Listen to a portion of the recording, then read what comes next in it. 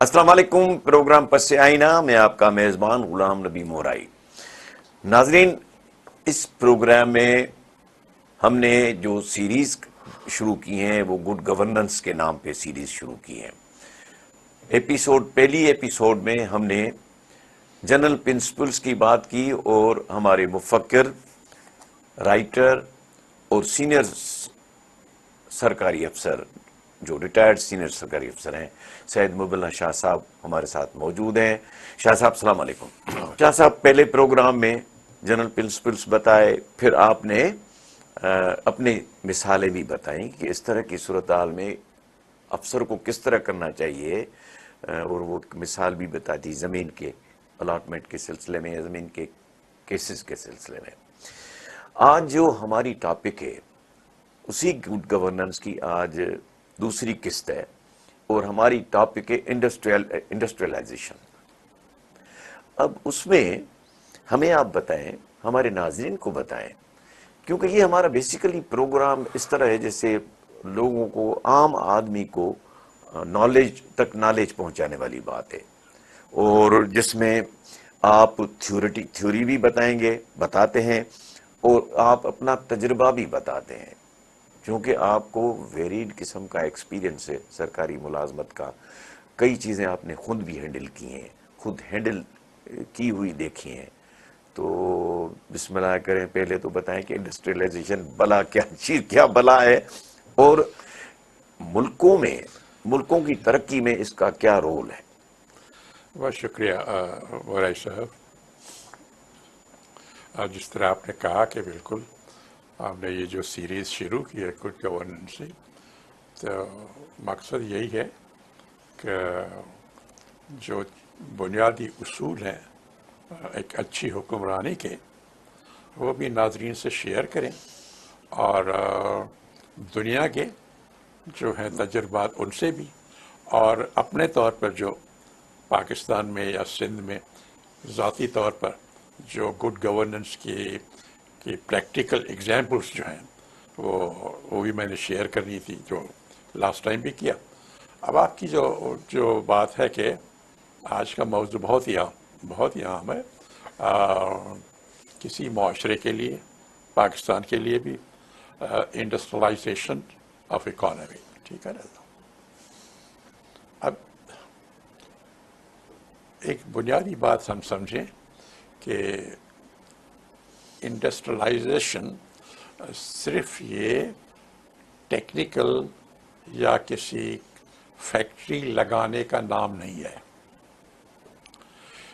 Industrialisation is actually a culture change.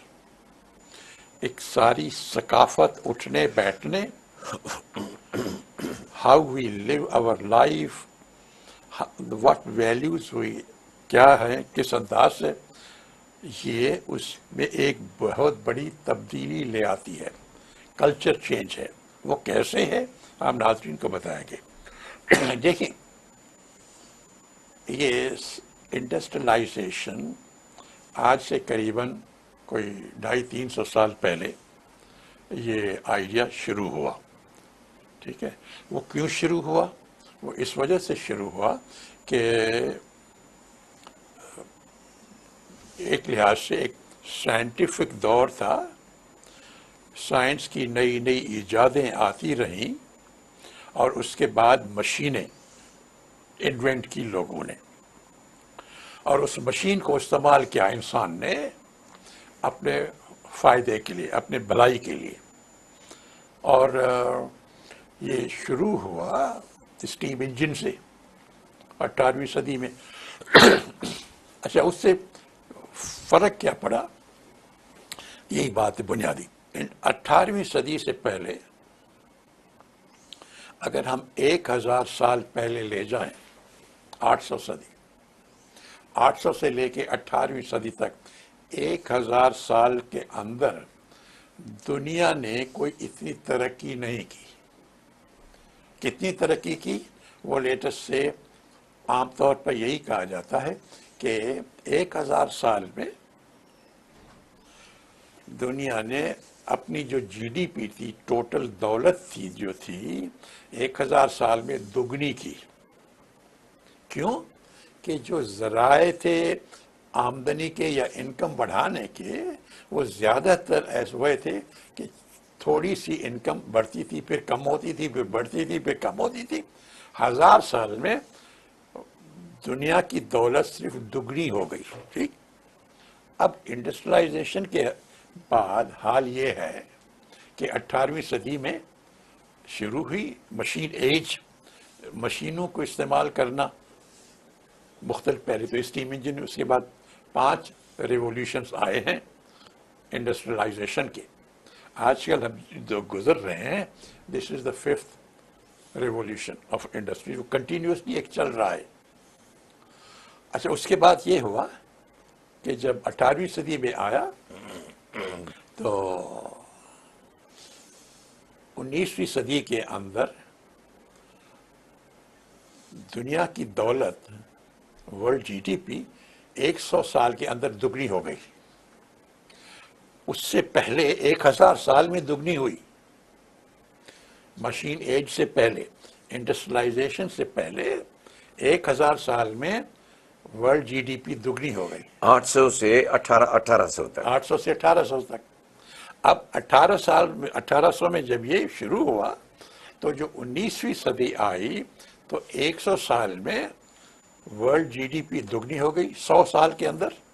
اچھا، اب جب 20ویں صدی آئی تو پھر 50 سال کے اندر دگنی ہو گئی. اب یہ رفتار جو ہے، اب یہ آہستہ آہستہ یہ 25 اور 30 سال کے اندر دگنی ہو رہی ہے.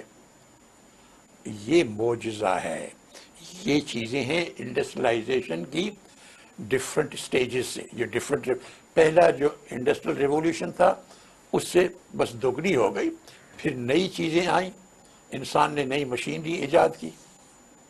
اس کے بعد وہ جو ہے انسان کی اپنی کیپبلٹی بڑھتی گئی، اس کی اہلیت وہ بڑھتی گئی بائی یوزنگ مشینز. مشینز ہو گئی، کمپیوٹرز ہو گیا، اب تو آرٹیفیشل انٹیلیجنس ہو گئی.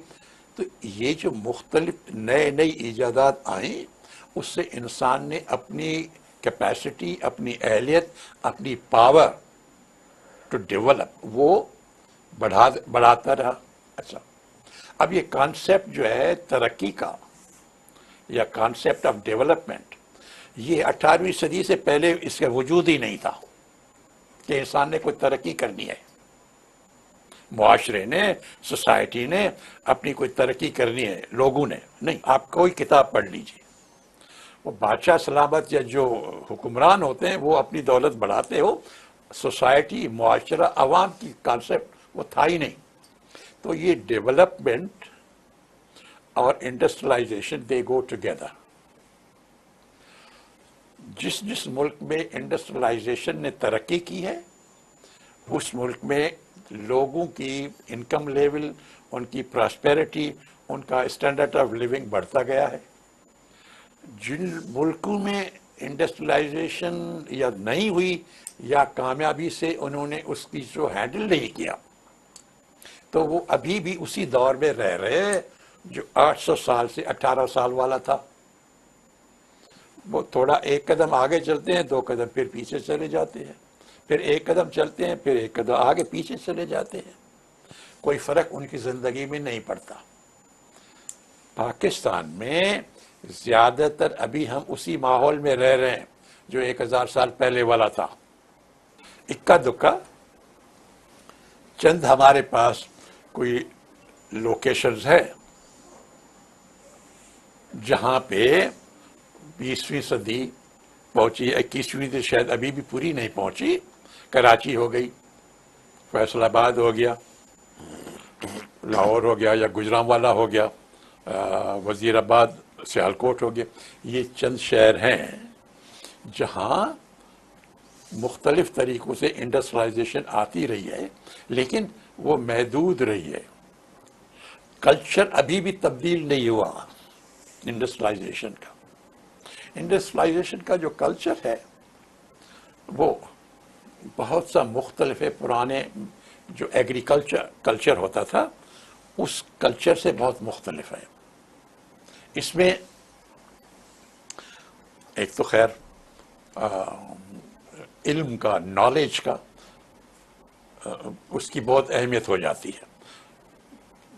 سائنس نالج ہی کی وجہ سے پیدا ہوئی، مشینیں علم اور نالج کی وجہ سے پیدا ہوئی. سائنس ٹیکنالوجی یہ نالج ہے. یہ علم جو ہے جتنا اس کی لیول بڑھتی جائے گی آپ کی انسان کی کیپیسٹی بڑھتی جائے گی. اب ہمارے ہاں 60-70% تو لوگ جو ہیں وہ ابھی بھی ان پڑھ ہیں یا معمولی سی تعلیم ہے. پاکستان کی بات ہے. پاکستان کی بات ٹھیک ہے نا. تو ابھی تو وہ کلچر تبدیل ہی نہیں ہوا کہ علم کی اہمیت ہے، اور علم میں خاص طور سے سائنس اور ٹیکنالوجی کی جو ہے وہ شاہ اہمیت صاحب ہے. آپ نے پاکستان کی بات کی ہے تو یہی پاکستان تھا 60s میں ترقی کر رہا تھا. اس کا مقصد ہے کہ بنیادی طور پہ اس وقت quality of education was good, اچھی تھی. اس کے بعد کوالٹی آف ایجوکیشن جو ہے وہ گر گئی ہے. اچھا اس کی بھی بات ہے کہ 60s میں ٹھیک ہے انڈسٹریلائزیشن کا ایک دور آیا، لارج اسکیل انڈسٹریلائزیشن کا وہ ہوا، اور پھر وہ محدود ہو گیا. اور 80s کے بعد پاکستان میں وہ ایک پورا کلچر ہی تبدیل ہوا، پھر مطلب آگے نہیں چلا. وہ پھر نیا کلچر آ گیا. 1980 کے بعد پاکستان پروڈکٹیو اکانومی کے بجائے کنزمپشن اکانومی میں تبدیل ہو گیا، اور وہ کنزمپشن اکانومی کی وجہ سے قرضے ہمارے بڑھتے گئے. اب وہ ایک اور ایشو آ جائے گا، لیکن مطلب یہ ہے کہ انڈسٹریلائزیشن سے آپ اپنی پروڈکٹیو کیپیسٹی بڑھاتے ہیں، آپ گروتھ کرتے ہیں، آپ نئے انکم کے ذرائع پیدا کرتے ہیں، آپ کی پراسپیرٹی بڑھتی ہے. اور اگر آپ کنزمپشن میں چلے جائیں گے صرف تو قرضہ لے کے عیش عشرت کرو، لیکن پروڈکشن پہ آپ توجہ نہیں دیں گے. وہ کلچر جو ہے پروڈکشن والا انڈسٹریل کلچر جو ہے وہ ہمارے ہاں پھر کم ہوتا گیا ہے، عادتیں خراب ہوتی گئی ہیں. لیتے ہیں ایک بریک.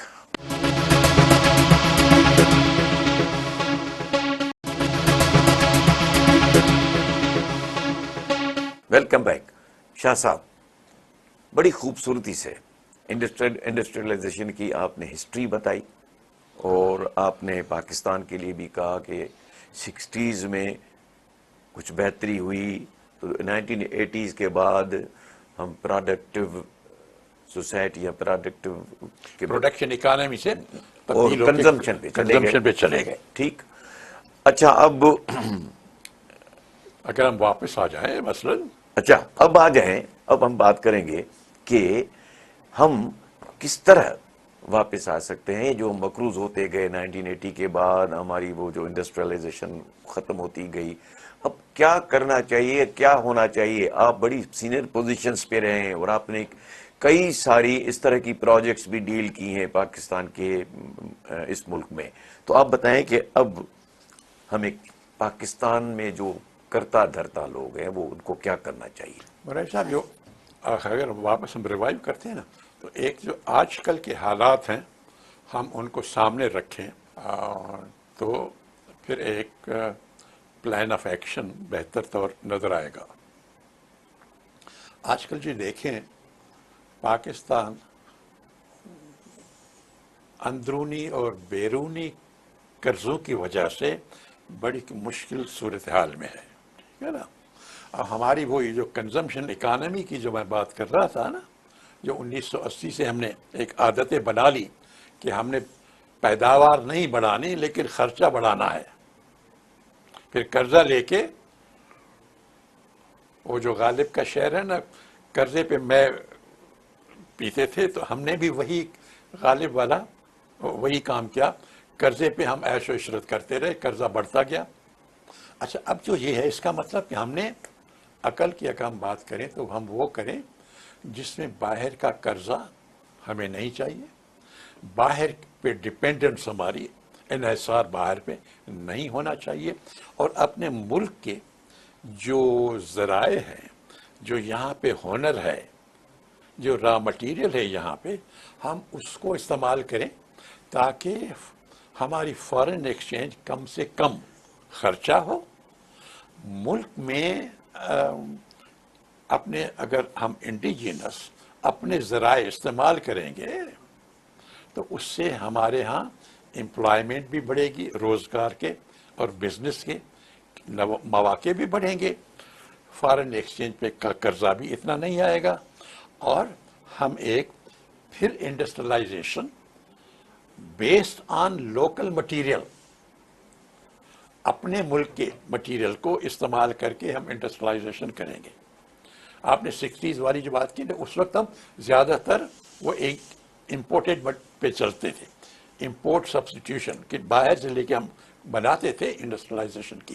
اب وہ ہم اپنے انڈیجینس ذرائع سے استعمال کریں, اپنے ذرائع استعمال کریں, لوگوں کو را مٹیریلز بھی, اپنے لوگوں کا ہنر, تاکہ باہر کے قرضے کم ہوں, وہ برڈن ہم نہیں اٹھا سکتے اور زیادہ, اور پھر اپنے لوگوں کی پراسپیرٹی اور ان کی ترقی ہو, اور ان میں ملازمت کے, روزگار کے, بزنس کے ذرائع پیدا ہوں. اب دیکھیے ہمارے پاس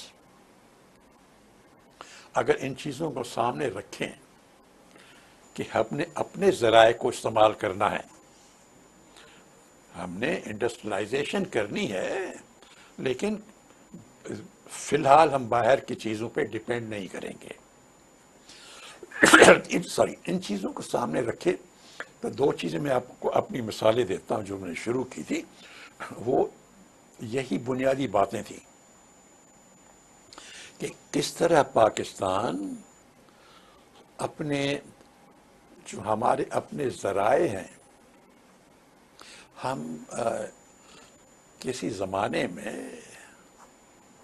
وہی 18ویں صدی کی اگر بات ہم کرتے تھے, 18ویں صدی میں جو انڈیا تھا ہم اس کا حصہ تھے. اس زمانے میں انڈیا کی جو ٹیکسٹائلز تھی, کپڑے بنانے کی صنعت, ہمارے پاس ابھی مشین نہیں آئی تھی, لیکن انڈیا کی جو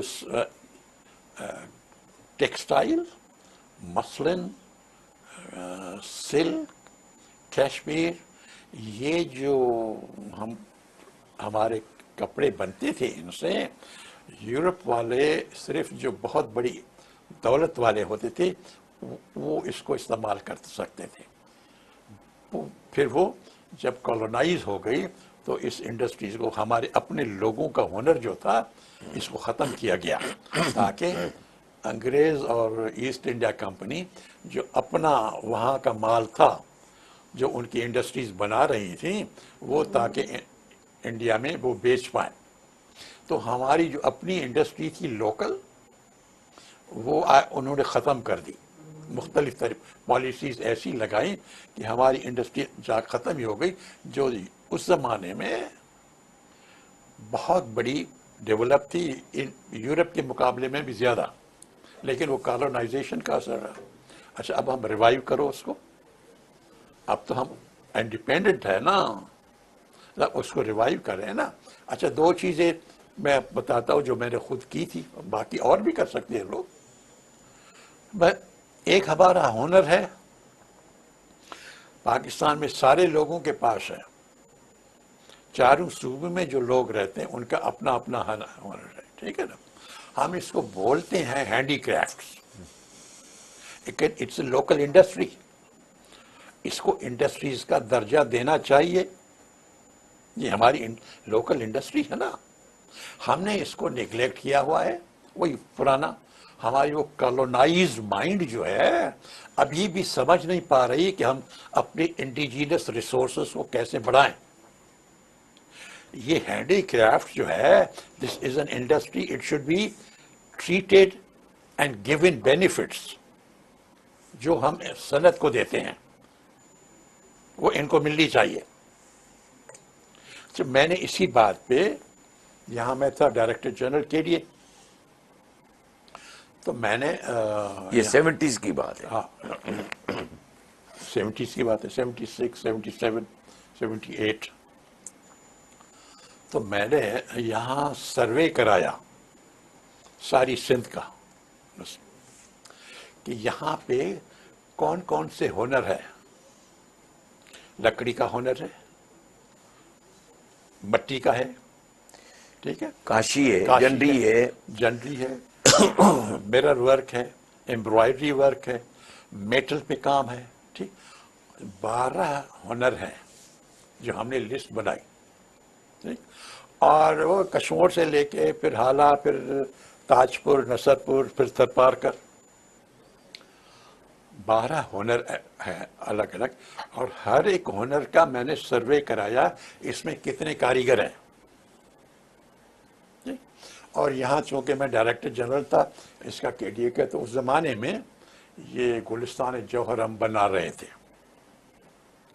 تو یہاں میں نے 150 ایکڑ کا علاقہ اس لیے رکھا تاکہ ہینڈی کرافٹ سٹی وہ بنے، جس میں ان سارے لوگوں کو 120 گز کا پلاٹ دوں، جو اس کا گھر بھی ہو، اور اس فرنٹ میں جو روڈ پہ ہو ان کے، وہ ان کا شاپ ہو یا ڈسپلے سینٹر ہو، جو بھی آپ اس کو کہیں، گھر بھی ہو، کام بھی کریں، رات کو کریں، دن کو کریں، جب بھی کریں، عورت کرے، مرد کرے، بچے کرے، اور ادھر ڈسپلے کرو، ورک اینڈ لیونگ ٹوگیدر۔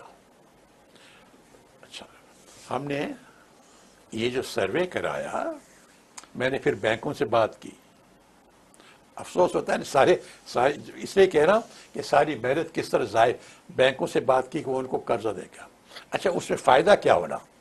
ایک تو وہ بات، آپ نے اپنا انڈیجینس جو انڈسٹری ہے جس کو آپ نے نگلیکٹ کیا ہوا ہے، جس کی پرواہ نہیں کرتے، آپ اس کو ریکگنائز کرو گے، اس کو جس طرح باقی بینکوں کو قرضہ ملتا ہے نا، تو ان کو بھی آپ قرضہ دلائیں، ٹھیک؟ تو پھر کیا ہوگا کہ یہ جو ہزاروں لوگ ہیں ان سے وابستہ، ان کی انکم لیول بڑھے گی، وہ چیزیں جو تھرپارکر میں یا کشمور میں 2000 میں بیچتے ہیں، کراچی میں آ کے وہی 20,000 میں بکے گی، بالکل ٹھیک ہے؟ جب پھر فائدہ کیا ہوگا، یہاں پہ فارنرز بھی آتے ہیں یا پاکستانی بھی، ان کو ڈیزائننگ میں جب آپ جائیں گے، میں جاؤں گا، کوئی اور جائے گا، فارنرز آئیں گے، اگر دیکھیں گے یا قریب ہے، چلو جی یہ ہینڈی کرافٹ سٹی ہے، وہاں جاتے ہیں، تو ان کو نئی ڈیزائنز بتائیں گے، نئے کلرز، باہر کا ملاپ ہوگا، فارن ٹیکنالوجی، فارن آئیڈیاز اور لوکل انڈیجینس، تو وہ نئی چیزیں بنائیں گے اپنے ہنر کو استعمال کر کے۔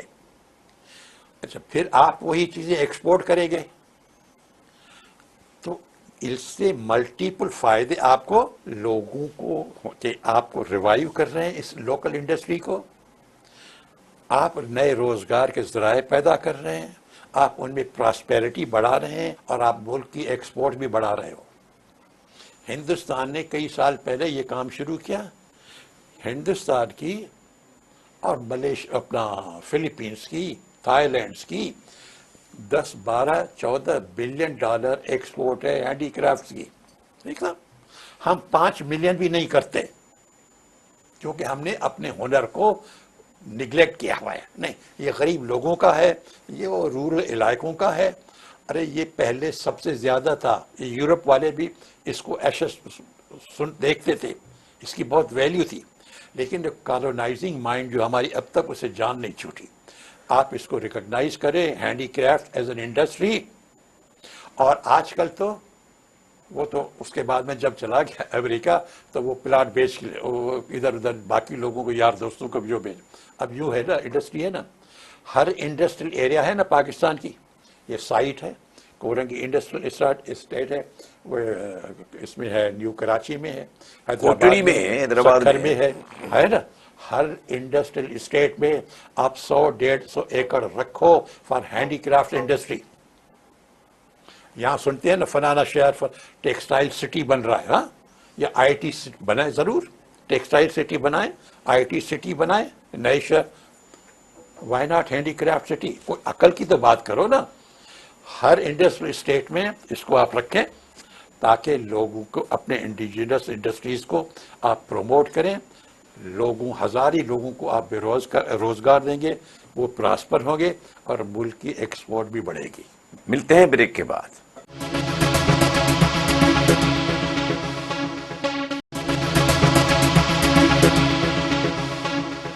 Welcome back. شاہ صاحب، آپ نے انڈسٹریلائزیشن کے بنیادی جو ترقی کی ہے وہ بھی بتائے، بنیادی اصول بھی بتائے، پھر آپ نے یہ بھی بتایا کہ ہینڈی کرافٹس انڈسٹری یا ہینڈی کرافٹ سٹی بننا چاہیے، انڈیجنس ہینڈی کرافٹس انڈسٹری ہے. اور یہ بھی بتایا کہ اس میں ابھی آپ نے بتانا ہے کہ اور کون سے ایسے مثال ہیں جو آپ بتائیں گے جہاں پر ہمارا انڈیجنس را مٹیریل استعمال ہو اور اسی ہینڈی کرافٹس انڈسٹری میں یا کسی اور انڈسٹری میں. یہ بہت خوب مورد صاحب. تو اسی سلسلے کو جو ہم بات کر رہے تھے کہ ہاں وہی صورت. اب ملک کے حالات کو دیکھیں. پہلے ہی ہمارا ملک جو ہے بیرونی اور اندرونی قرضوں میں جکڑا ہوا ہے. تو ہم وہ کام کریں، ترقی کریں، انڈسٹریلائزیشن کریں، لوگوں کو نئے روزگار کے مواقع دیں، لیکن کوشش کریں اپنے انڈیجینس لوکل ذرائع کو استعمال کر کے. میں نے پہلے وہ مثال دی تھی. ہاں لوکل ہنر جو ہے لوگوں کے ہاتھ میں وہ ضائع ہو رہا ہے. آپ اس کی قدر کریں، وہ انڈسٹری ہے، ضائع ہو رہا ہے. تو ان کا بھی بھلا ہوگا، ملک کا بھی بھلا ہوگا. دوسرے کر رہے ہیں، ہمارے یہاں نگلیکٹڈ ہے یہ. دوسری یہ ہے کہ آپ کا پاس را مٹیریل ہے، آپ اس کو استعمال ہی نہیں کرتے، ہر وقت آپ باہر دیکھتے رہتے ہیں. ایسی ہمارے پاس یہ عادت پڑ گئی ہے کہ ہم کچھ کرنے کے قابل نہیں ہے. جو باہر والا بتائے آ کے بس وہی ہے. آپ کے پاس جو را مٹیریل ہے آپ اس سے انڈسٹریلائزیشن آپ بہت کر سکتے ہو. آپ نئے روزگار کے مواقع پیدا کر سکتے ہو. آپ لوگوں کی انکم جو ہے جو جہاں پہ ہے اس کو مائیگریٹ نہیں کرنا پڑے گا. وہ تو شہر اور گاؤں سے اٹھ کے یہاں نہیں آنا پڑے گا. شہر کا بھی مسئلہ ہو جائے گا، ایک اور پیدا ہو رہا ہے جس طرح ہے. اور آپ یہ انٹرنل مائیگریشن کو روکیں گے، لوگوں کو وہیں روزگار دے سکتے ہیں آپ اگر آپ استعمال کر لیں. اب آپ دیکھیے، ویسے دنیا کی پہلے چلو دنیا کی ہسٹری آف انڈسٹریلائزیشن پہلے دو بتاتا ہوں، پھر میں آتا ہوں کہ اس کو سامنے رکھیں. تو دیکھیں میں نے ایک یہاں پہ جو ایک اسکیم شروع کی. اب دیکھیں اگر 18ویں صدی کی ہم بات کر رہے تھے نا کہ شروع میں انڈسٹریلائزیشن ہوئی، تو شروع میں جو پہلی انڈسٹری لگی دنیا میں وہ تھی ٹیکسٹائل 18ویں صدی میں، ارلی 19 سینچری کے شروع میں بھی. اچھا وہ انڈسٹری کہاں لگی؟ چونکہ یہ انڈسٹری انگلینڈ میں شروع ہوئی تھی تو لنڈن میں ٹیکسٹائل فیکٹری لگی، برمنگھم میں ٹیکسٹائل فیکٹری لگی، گلاسگو میں انڈسٹری لگی، ادھر نیو یارک میں لگی، بوسٹن میں لگی، فلاڈیلفیا میں لگی. جو بہت بڑے بڑے شہر تھے ٹیکسٹائل انڈسٹری وہاں لگی. ٹھیک. اب جیسے انڈسٹریلائزیشن کا دوسرا دور آیا، نئی ٹیکنالوجیز آئی، نئی چیزیں پیدا کرنے کی صلاحیت انسان نے اور مشینوں نے پیدا کی، تو textile industry is low value addition. اگر اس کو صحیح دیکھے اس میں کوئی اتنی ویلیو نہیں ہے. نئی ویلیو اس کی نئی ویلیو اس میں صرف 13% ہے. ٹھیک ہے نا. آپ اگر آئی ٹی لگاتے ہیں تو اس میں تو آپ 80% نئی ویلیو پیدا کرتے ہیں. ٹھیک ہے نا. وہ 13% ہے. تو شروع میں تو لگی، پھر جب نئی انڈسٹریز کے ذرائع پیدا ہو گئے تو ٹیکسٹائل ان بڑے بڑے شہروں میں ٹیکسٹائل بیکیم لاس میکنگ، انفیزبل. انہوں نے کہا نہیں یہ بہت قیمتی زمین ہے لنڈن کی یا نیو یارک کی یا بوسٹن کی یا برمنگھم کی، اس سے ہم زیادہ قیمتی چیزیں پیدا کر سکتے ہیں. یہ تو 13% ایڈ کرتی ہے نا ویلیو. ہمارے پاس اب نئی چیزیں، نئی انڈسٹریز آ گئی ہیں، نئی ٹیکنالوجیز آ گئی ہیں، تو ہم 40%، 50% اور آج کل تو 90% اب پیدا کر سکتے ہیں ایڈیشنل ویلیو. تو پھر کیا ہوا؟ بہت بڑے شہروں سے انڈسٹریلائزیشن جو رورل ایریاز تھی وہاں پہ چلی گئی. اب امریکہ کی اگر بات کرتے ہیں تو نیو یارک سے، بوسٹن سے، فلاڈیلفیا سے وہ شفٹ ہو کے الاباما میں، مسیسپی میں، ارکنسا میں جو رورل ریاستیں ہیں امریکہ کی وہاں چلی گئی. پھر وہاں سے بھی اٹھ کے ایشیا میں چلی آئی. ہمارے ہاں جو آئیں وہ بھی پاکستان ہے، ہندوستان ہے، ملیشیا ہے، انڈونیشیا ہے، برازیل ہے. یہ ہسٹری آف انڈسٹریلائزیشن ہے کہ جیسے نئی زیادہ ویلیو پیدا کرنے والی صنعتیں ٹیکنالوجی آتی ہے تو لو ویلیو شفٹ ہوتی ہے رورل ایریا میں. اپلائی کریں پاکستان پہ. اب پاکستان میں جو 1950 یا 60 میں ٹیکسٹائل مل کراچی میں لگی یا لاہور میں ابھی تک وہیں ہے. It's in economic. اکنامکلی آپ دیکھیں اٹس ناٹ فیزیبل. اور زیادہ تر اگر مارکیٹ فورسز کو استعمال کریں دے ول بی لاس میکنگ. تو ان کو کہاں جانا چاہیے؟ وہاں جانا چاہیے جس طرح دنیا ہسٹری آف انڈسٹریلائزیشن بتاتی ہے ہمیں، جس سے باقی یورپ اور امریکہ میں ہوا نا. کہاں جانا چاہیے؟ بہت بڑے شہروں سے اٹھ کے ان علاقوں میں جانی چاہیے جہاں کاٹن پیدا ہوتی ہے.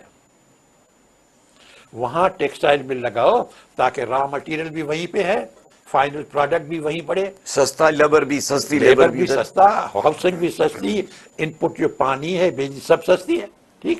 اور جو کراچی یا لاہور کی جو زمینیں ہیں وہ زیادہ ویلیو ہے، اس میں آپ ہائی ویلیو انڈسٹری لگائیں، آپ اس میں آئی ٹی لگاؤ، ٹیکسٹائل کو شفٹ کرو. یہ عقل کی دنیا میں ہے یہ. ٹھیک.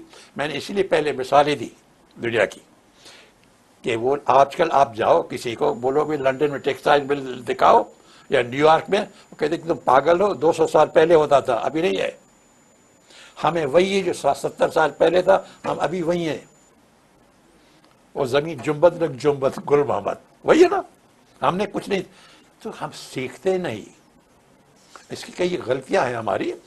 تو اچھا اب جو ان باتوں کو سامنے رکھیں تو میں نے رکھ کے اور پھر یہ بھی کہ ہمارے ملک کے جو قرضہ جاتے ہیں نا ان سے ہم وہاں جائیں نہیں، ہم اپنی چیزوں کو استعمال کریں. تو میں نے یہاں جب میں بورڈ آف انویسٹمنٹ کا سربراہ تھا نا اس وقت، تو میں نے یہاں یہ کس سال کی بات ہے؟ یہ 93-94 کی. اوکے. تو میں نے وہاں پہ سروے کرایا سندھ کے سارے ڈسٹرکٹ کا، اور جیکاباد سے لے کے کراچی تک. سروے کا مقصد یہ تھا کہ یہاں کون سا را مٹیریل ہے جس پہ کون سی انڈسٹری لگ سکتی ہے. وہی امپورٹ پہ نہ جائیں، باہر نہ دیکھے. وہی جو بات ہے نا، اپنے انڈیجینس ذرائع کو استعمال کرو. انڈیجینس ہنر جس پہ وہ ہینڈی کرافٹ انڈسٹری ہے، انڈیجینس را مٹیریل آپ وہ استعمال کر رہے ہیں. اب کراچی سے چلو شروع کریں. یہاں پہ فشنگ ہے نا، یہاں دنیا بلینز ڈالر کی انڈسٹری سے. یہاں پہ سی کوسٹ ہے. ٹورزم ساری دنیا میں آپ دیکھیں وہ سمندر کے کنارے پہ ہے. آپ کا سارا علاقہ جو ہے، آپ یہاں سے لے کے کراچی سے لے کے آپ شاہ بندر کے تلے چلے جاؤ، ٹھٹا بدین تک چلے جاؤ. آپ اگر وہ سوچ رکھیں تو آپ انفراسٹرکچر دے دیں اور سیفٹی سیکیورٹی. باقی یہاں پہ آپ کی ٹورزم انڈسٹری لگے گی، آپ کی باقی ساری دولت سے آپ زیادہ کمائیں گے صوبہ سندھ. ٹھیک ہے صاحب. اچھا آپ جیکاباد میں جائیں، وہاں پہ مثلاً پیڈی ہے، رائس کلٹیویشن. اچھا وہاں ابھی پرانی وہی بھی زیادہ تر ہماری جو رائس ہے وہ پرانی مشینیں ہیں، ہالر مشینیں. وہ شیلر جو ہے وہ بریک نہیں توڑتی نہیں. ہماری جو پرانے زمانے کی مشینری ہے وہ رائس کو توڑتی ہے. تو ٹوٹا رائس جو ہے وہ مارکیٹ میں اتنی ویلیو نہیں ہوتی اس کی، انٹرنیشنل مارکیٹ میں. ٹھیک ہے نا صاحب. اچھا بات یہ ہے آپ کے پاس را مٹیریل ہے نا، آپ لو جو مشین ہے اس کے بجائے اپ گریڈ کرو، آپ اس کی بہتر مشینری کرو. آپ لاڑکان میں آئیں، وہاں رائس بھی ہے، وہاں گواوا بھی ہے. گواوا میں تو آپ جو چاہو وہی رائس میں آپ وہی کیجئے جو دوسرے علاقوں میں. اپ گریڈ کریں مشین تاکہ ویلیو آپ کے پروڈکٹ کی زیادہ ہو. نئی انڈسٹری لگے گی نا. اور وہاں گواوا میں ہے، آپ تو فروٹ پروسیسنگ ہے، آپ جوس بنائیں، آپ اس کے پلپ بنائیں، ایک جو so many things you can do. آپ نواب شاہ کے ہیں، آپ کے دو چیزیں ہیں، وہی کاٹن ہے، آپ ٹیکسٹائل میں وہاں لگاؤ. آپ وہاں پہ فروٹ ہے آپ کا آم، آپ پروسیسنگ پلانٹ لگاؤ، جوس پلانٹ لگاؤ. آپ خیرپور میں ہیں، آپ دادو میں ہیں، آپ ٹھٹے میں ہیں، وہاں پہاڑ ہیں، آپ سیمنٹ انڈسٹری وہاں پہ بہت کامیابی سے لگا سکتے ہیں. اب ہر ایک ضلع میں آپ کے پاس را مٹیریل کا جو ہے، میں نے سروے کرایا، 100 انڈسٹریز کی نشاندہی ہوئی. 100. کسی میں 6، کسی میں 8، کسی میں 5، کسی میں 12. 100 انڈسٹریز کی فیزیبلٹیز میں بنوائی. ٹھیک، ہر ایک کی 100 کاپیز بنائی. وہ لے کے یہاں میں آیا، چیف منسٹر صاحب جو تھے ان سے بات کی. میں نے کہا جی، کہا مجھے کسی نے نہیں ہے، نہ آپ نے کہا ہے، نہ کسی اور نے مجھے کہا. لیکن یہ انڈسٹریلائزیشن سندھ کے لیے، پاکستان کے لیے بہت ضروری ہے، جو موضوع ہے ہمارا. تو میں نے کہا یہ اپنے طور پر 100 مختلف انڈسٹری لگوائی ہیں. آپ یوں کریں کہ سارے اپنے حکومت کو والوں کو کہیں یا میٹنگ کریں میرے ساتھ. تو یہ 3 تلوار کے پاس ریسٹ ہاؤس ہے، وہاں پہ میٹنگ کی. 2 وزیر صاحب آئے اور باقی سارے سیکرٹریز جو تھیں. میں نے کہا بھائی یہ 100 فیزیبلٹی اسٹڈیز ہے، مختلف 100 انڈسٹریز کی، ہر ایک کی 100 کاپیز. آپ یوں کریں، آپ کچھ اور نہیں کریں، جو چیمبر آف کامرس ہے کراچی سے لے کے سکھر تک یا جو ان کو دے دیں. چیمبر آف ایگریکلچر ہے، ڈسٹرکٹ کاؤنسلز ہیں، ڈپٹی کمشنرز ہیں، ان میں ڈسٹریبیوٹ کریں. وہ لوگوں کو دے دیں گے. یہ علم جو نالج ہے کہ یہ اپرچونیٹیز ہے، آپ بنا سکیں، سب کو دے دیں. پھر ان میں سے چلو 20% نے بھی ان پہ عمل کیا تو قسمت بدلے گی سندھ کی. انڈسٹریلائزیشن آئے گی اور ہر ضلع میں آئے گی.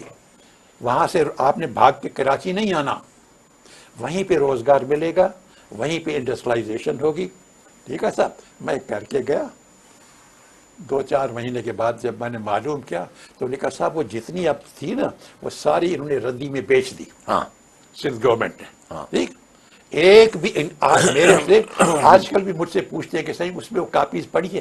ارے کچھ شرم آتی ہے؟